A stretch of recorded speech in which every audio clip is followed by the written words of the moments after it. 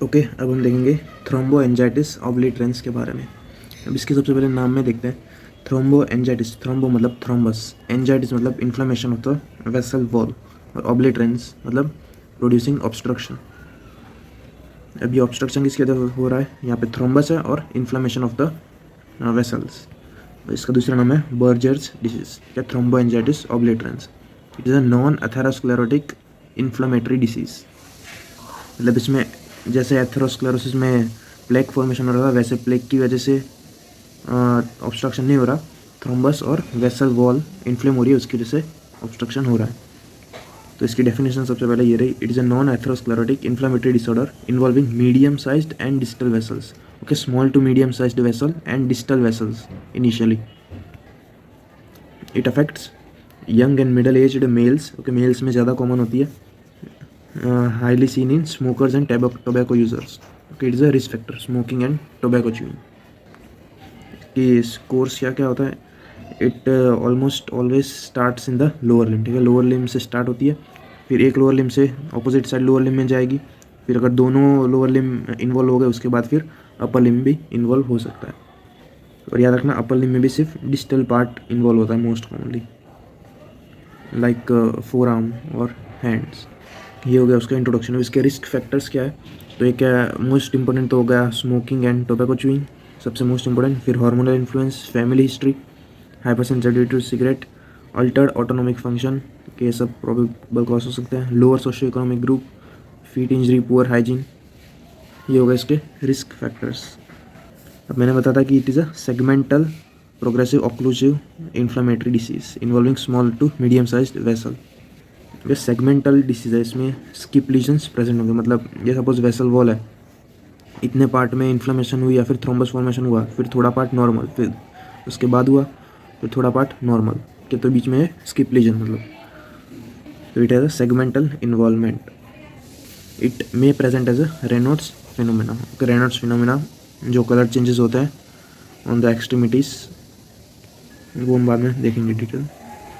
अब इसकी एज बता दी, 20 to 40 years most commonly, males में ज़्यादा कॉमन होता है। It involves artery, vein and nerve. Initially involves vein first, क्योंकि वेन्स में सबसे पहले होता है, क्योंकि नाम में ही है थ्रोम्बोएंजाइटिस और थ्रोम्बस वेन्स में होता है।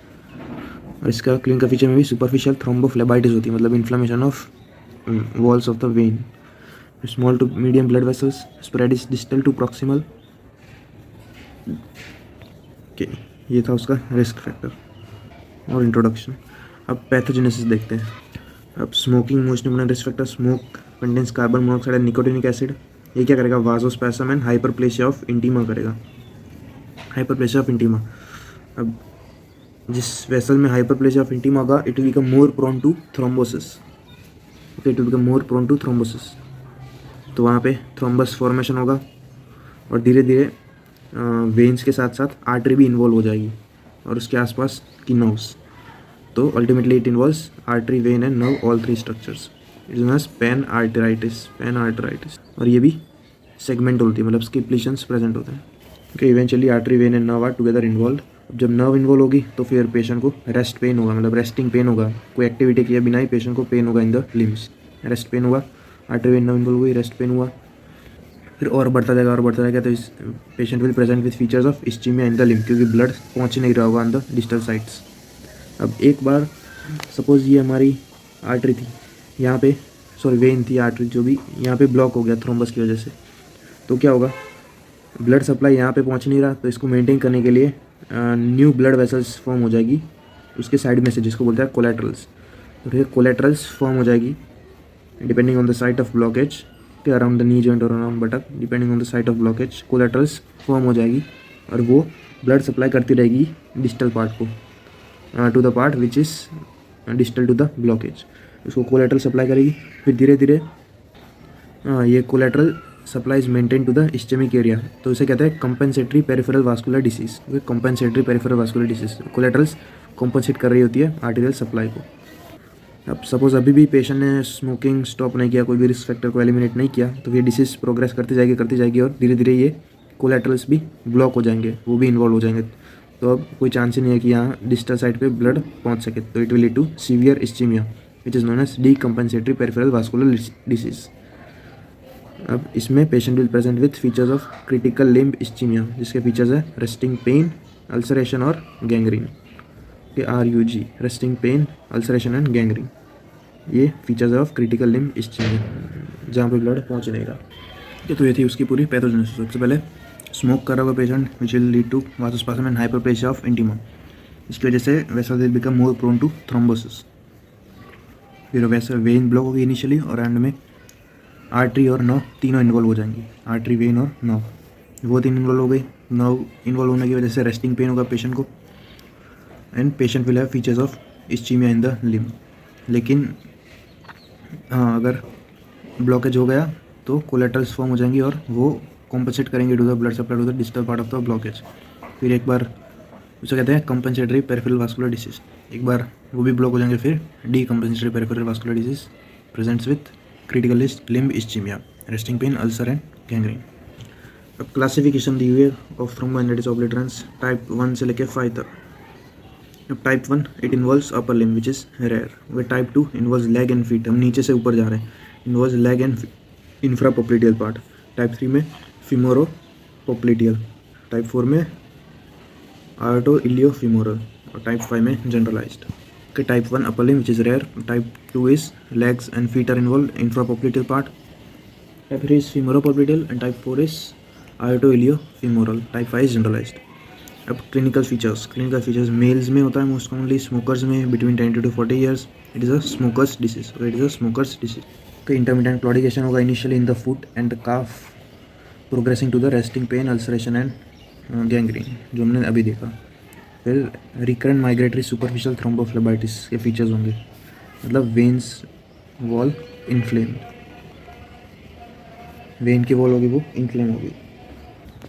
अगर आर्टरी भी इन्वॉल्व हो गई और वो भी ब्लॉक हो गई तो फिर हम डिस्टली अगर हम पल्स पाल्पेट करेंगे तो हमें या तो एब्सेंस पल्स मिलेगी या फिर फीबल पल्स, वीक पल्स मिलेगी। वो dorsalis pedis, posterior tibial, popliteus, femoral arteries, ठीक है। डिपेंडिंग ऑन द पाल्पेशन हम इंटरप्रेट कर सकते हैं कि ब्लॉक कहाँ पे है। तो उसके लिए हम पाल्पेट करेंगे from proximal side to distal, फिर धीरे धीरे डिस्टल साइड जाएंगे, प्रॉक्सिमल टू डिस्टल। और सपोज हमें फीमोरल तक पाल्पेट हुई और फिर पोप्लिटियल में आते आते पाल्पेट नहीं हुए तो हम कह सकते हैं कि फीमोरल और पोप्लिटियल के बीच में कहीं पे ब्लॉकेट प्रेजेंट है।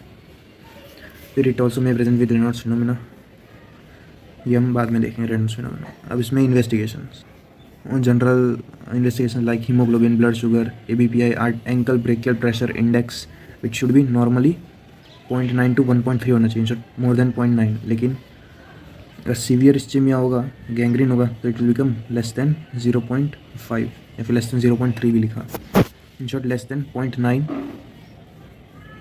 होगा। फिर आर्टीरियल डॉपलर कर सकते हैं हम, duplex scan which is the investigation of choice. Duplex scan involves Doppler plus B mode ultrasound. CT angiogram भी इज़ वेरी यूजफुल, जहाँ पे हम कॉन्ट्रास्ट इंजेक्ट करेंगे इनटू द आर्टरी और फिर देख सकते हैं ऑन रेडियोग्राफ की कहाँ पे ब्लॉकेज प्रेजेंट है। कि ये फाइंडिंग्स दी हुई है कोई ऑन ट्रांसफीमोरल रेट्रोग्रेड एंजियोग्राम की। इट शोज ब्लॉकेज की साइट, एक्सटेंड और सीवियरिटी भी देख सकते हैं हम। कॉर्क स्क्रू अपीयरेंस दिखेगा हमें in the vessel due to dilatation of रेजोरम, ये पता नहीं क्या, कॉर्क स्क्रू अपीयरेंस याद रख लेना। फिर अगर कोलेटरल्स फॉर्म हो गई तो हमें ऐसे स्पाइडर लेग्स जैसा अपीयरेंस मिलेगा, स्पाइडर लेग कोलेटरल या इन्वर्टेड ट्री। तो ये फाइंडिंग्स होगी ऑन एंजियोग्राम। जैसे ट्रांसफीमोरल एंजियोग्राम था वैसे ट्रांसब्रेकियल एंजियोग्राम जो अपर लिम्ब के लिए है। फिर अल्ट्रासाउंड एब्डोमेन कर सकता है to see abdominal aorta for block या फिर aneurysm. Vein artery no biopsy important नहीं। CT एंजियोग्राम और डुप्लेक्स स्कैन और ABPI कि ये मेन इन्वेस्टिगेशंस और ये फाइंडिंग याद रखना, कॉर्क स्क्रू अपीयरेंस और स्पाइडर लेग कोलेटरल्स। ओके, अब इसकी ट्रीटमेंट देखते हैं। ट्रीटमेंट सबसे पहले तो स्टॉप स्मोकिंग। तो ये डिसीज़ क्योर तो नहीं करेगा लेकिन उसका प्रोग्रेशन और सीवियरिटी कम कर देगा। और एक ये इमेज में आप देख सकते हो स्किप लीजन्स, सेगमेंटल इन्वॉल्वमेंट है। क्योर ये कुछ इमेज है CT एंजियोग्राम की, यहाँ पे सपोज ब्लॉक है तो ये देख सकते हो कोलेटरल्स फॉर्म हो गई है साइड वाइज। ये भी दूसरी इमेज है, ब्लॉक यहाँ कहीं पे है और साइड में ये सब कोलेटरल्स फॉर्म हो गई है नीचे ब्लड सप्लाई करने के लिए। तो इसकी ट्रीटमेंट में ड्रग्स, मतलब मेडिकल में ट्रीटमेंट में हम क्या देख सकते हैं, एक मोस्ट इंपॉर्टेंट ड्रग्स ही बता रहा हूँ जिसका नाम याद रखना है। एक है aspirin, low dose aspirin 75 mg once a day, it has anti thrombin activity, तो थ्रोम्बस फॉर्मेशन कम करेगा। दूसरा है cilostazol 100 mg 2 times a day, phosphodiesterase inhibitor है, ये सर्कुलेशन इंप्रूव भी करता है और इन्फ्लेमेशन कम भी करता है। सिलोस्टाजोल, एक हो गया एस्पिरिन, दूसरी cilostazol. Third is analgesics for pain, अगर नर्व इन्वॉल्व होगी तो रेस्टिंग पेन होगा तो पेन रिलीव करने के लिए एंटी एनाल्जेसिक्स। और अगर पेशेंट को अल्सर हो गया है तो हम अल्सर हीलिंग को प्रमोट करने के लिए इंजेक्शन देंगे, विच इज़ ये 4 ड्रग है, ज़ैंथिन नोकोटिनेट, तो ये 4 ड्रग्स याद रखनी है, एक एस्पिरिन, दूसरी सिलोस्टाजोल, थर्ड इज एनाल्जेसिक्स कोई भी, और fourth is xanthine nicotinate to promote ulcer healing. ये मेडिकल मैनेजमेंट में इतना होगा। फिर बहुत सारे दूसरे भी ड्रग है, लाइक वेजोडाइलेटर्स, एंटीकोएगुलेंट्स, उतनी यूज़ ना वैल्यू नहीं है उसकी। फिर जीन थेरेपी भी दे सकते हैं, लेकिन वो भी उतना यूज़फुल नहीं है। क्योंकि हमने मेडिकल मैनेजमेंट देखी, उसके बाद केयर ऑफ द लिम्स, इसके लिए Buerger's position and Buerger's exercise ये दी हुई है, या पॉज करके पढ़ सकते हो। बर्जर्स पोजीशन में बता देता हूँ, उसमें क्या होता है कि हम पेशेंट बेड पे लेटा हुआ है सुपाइन पोजीशन में, तो पेशेंट का head and up and foot and low रखते हैं, ताकि ब्लड सर्कुलेशन बढ़ जाए इन द लोअर लिम्स, कि वही मोस्ट कॉमन साइट इन्वॉल्व होती है। To improve blood circulation in the lower limbs, we put the patient in the Buerger's position, which is head end of the bed is right, foot end of the bed is lower, to improve circulation. Okay, ये करने से patient का जो claudication होता है, muscle pain, वो relieve हो जाएगा। फिर केयर ऑफ द फीट, हम पेशेंट के फुटवेयर्स ध्यान से सिलेक्ट कर सकते हैं, प्रॉपर कुशनिंग, सॉक्स पहन सकता है पेशेंट, हील रेस वाले शूज़ पहन सकता है पेशेंट जिसकी हील 2 सेंटीमीटर ऊंची हो। ओके, तो ये केयर ले सकता है patient, Buerger's position, Buerger exercise और proper footwear selections, heel increased, मतलब ऊंची हील वाले जूते पहन के। फिर है केमिकल सिंपैथेक्टमी। अब हमने देखा था कि इसकी पैथोजेनेसिस में कि वासोस्पाज्म हो रहा था, तो वासोस्पाज्म कौन सी नर्वस सिस्टम करता है? Sympathetic nervous system. तो हम वासोस्पाज्म को इनहिबिट करने के लिए सिंपैथेटिक चेन होती है, उसको ब्लॉक कर देंगे by local anaesthetic agents like xylocaine. तो लोकल एनेस्थेटिक एजेंट्स के थ्रू हम सिंपैथेटिक चेन ब्लॉक कर देंगे to achieve vasodilation. Sympathetic chain block होगी तो वासोकंस्ट्रिक्शन नहीं होगा, और पैरासिम्पैथेटिक एक्टिविटी ज़्यादा हो जाएगी तो वासोडायलेशन होगा उसकी वजह से। तो ये लोकल एनेस्थेटिक एजेंट के through xylocaine 1%। The feet will become warm immediately after injection.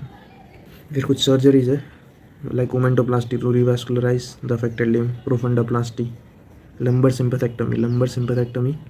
Again वही, अगर पेशेंट को रेस्टिंग पेन हो रहा है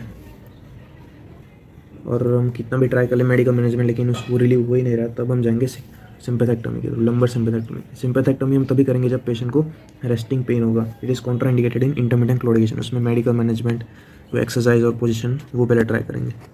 रेस्टिंग पेन में हम सिंपैथेक्टमी करेंगे। तो लंबर सिंपैथेक्टमी में वही हम सिंपैथेटिक सिस्टम को रिमूव कर देंगे या ब्लॉक कर देंगे टू इंक्रीज क्यूटेनियस परफ्यूशन। तो ब्लड ज़्यादा पहुँचेगा तो फिर अल्सर हीलिंग भी प्रमोट हो जाएगी। लेकिन अगर हम बाईलेटरल लंबर सिंपैथेक्टमी कर रहे हैं तो हमें we have to spare L1 ganglion.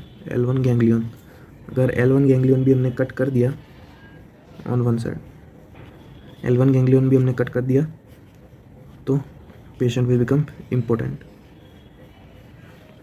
Okay, क्योंकि ये L1 ganglion responsible no supply करता है कुछ टेस्टिशियल पेनिस को। तो we have to spare L1 ganglion if we have to do bilateral lumbar sympathectomy. फिर अगर कुछ भी नहीं है तो फाइनल ट्रीटमेंट हुआ है amputation.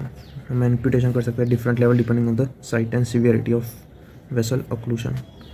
Most commonly amputations are below knee amputation, लेकिन अगर डिसीज ज़्यादा स्प्रेड हो गई तो अबो नी एम्पुटेशन भी कर सकते हैं। फिर पेशेंट को प्रोस्थेसिस भी देता है ताकि उसकी लाइफ फिर नॉर्मल जैसी हो जाए। तो ये थी मैनेजमेंट ऑफ थ्रोम्बोएंजाइटिस ऑब्लिटरन्स।